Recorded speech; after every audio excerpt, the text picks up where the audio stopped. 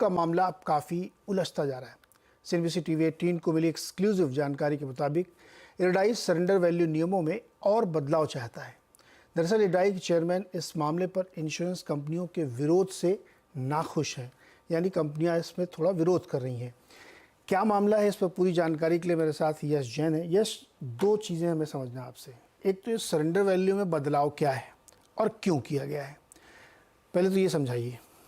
नीरज जी, ये पूरा जो मामला है जो सरेंडर वैल्यू का, वो शुरू हुआ था दिसंबर 2023 में, जहां पे इंश्योरेंस रेगुलेटर ने एक प्रपोजल रिलीज़ किया था मार्केट में, जिसके अंतर्गत उन्होंने कहा था कि जो सरेंडर वैल्यू होती है, जो कि एक अगर पॉलिसी प्री मैच्योर सरेंडर की जाती है तो इंश्योरेंस कंपनी को कुछ प्रीमियम की वैल्यू अपने पॉलिसी होल्डर को देनी होती है।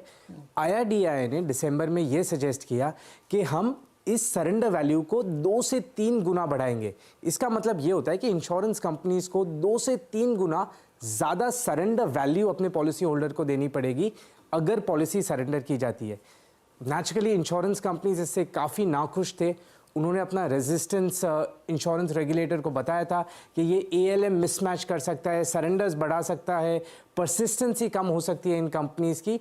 और फिर वो सारे जो रेजिस्टेंस के पॉइंट्स थे उनको मद्देनज़र रखते हुए इंश्योरेंस रेगुलेटर ने एक फाइनल रेगुलेशंस रिलीज़ किए जो कि आए मार्च 2024 में, जिसके अंडर सरेंडर वैल्यू में कोई बदलाव नहीं किए गए और जो अब भी सरेंडर वैल्यू है सेम लेवल्स पे इंश्योरेंस रेगुलेटर के द्वारा रखी गई। अब फिर क्या हुआ, लास्ट वीक इंश्योरेंस रेगुलेटर सारे इंश्योरेंस कंपनीज के CEO से मिला।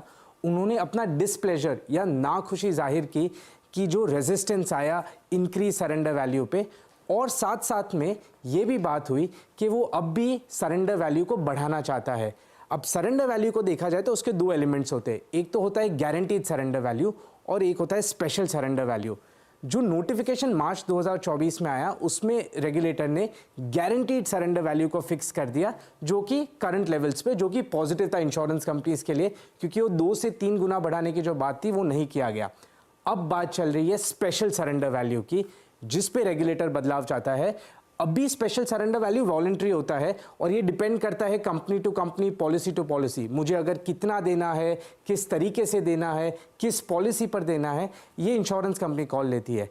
अब जो कंसिडर किया जा रहा है वो है इसे मैंडेटरी या कंपल्सरी करना और फिक्स्ड करना और बढ़ाना। अभी अगर स्पेशल सरेंडर वैल्यू बढ़ता है तो टोटल सरेंडर वैल्यू भी बढ़ जाता है। ये कंपनीज के लिए नेगेटिव हो सकता है, क्योंकि इवेंचुअली गारंटीड सरेंडर वैल्यू तो तुमने फिक्स कर दिया हमारे फेवर में, पर अगर स्पेशल सरेंडर वैल्यू को बढ़ाते हैं तो total surrender value impact negative ही आएगा इंश्योरेंस कंपनी के लिए, और इसलिए ये नेगेटिव है। अब ये जो नाखुशी जाहिर की इरडाई चेयरमैन ने, इसका क्या परिणाम होगा?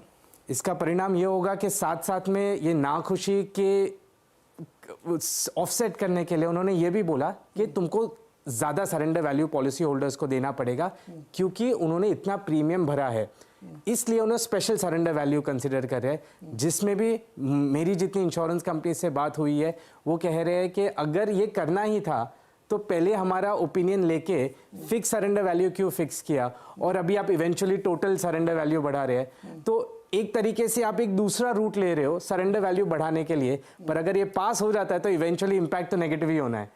ओके, तो यानी कि आप अपनी समय से पहले पॉलिसी बनाते हैं तो उसमें कितना पैसा आपको मिलना चाहिए, इसको लेकर के कंपनी और इरडाई के बीच में एक टसल है।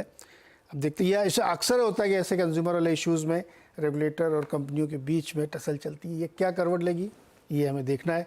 अगर यही होता है तो कंपनी को थोड़ा नुकसान होगा, अगर नहीं होता है तो कंज्यूमर को फ़ायदा होगा। यश, बहुत बहुत शुक्रिया इस जानकारी के लिए।